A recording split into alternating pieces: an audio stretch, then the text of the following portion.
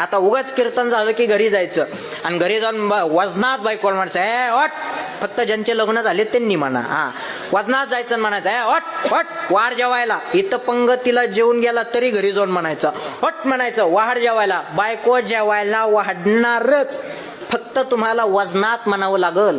नाही तर तुम्ही अशी मिळी म्हणता ए पिणू जेवण वाटतेस का गो. कशाला वाढीन सांगा बरं, वजनातच म्हणा. बायको जेवायला वाढणारच.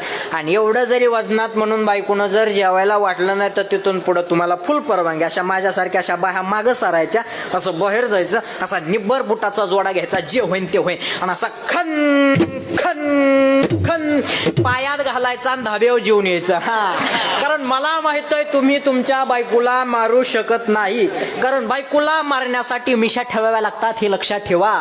आता सध्याच्या काळात मिशा ठेवूनच बंद केले. बायकाच भेंडत आणि मिशा का चहात उडवायच्यात का सांगा, काय करायचंय.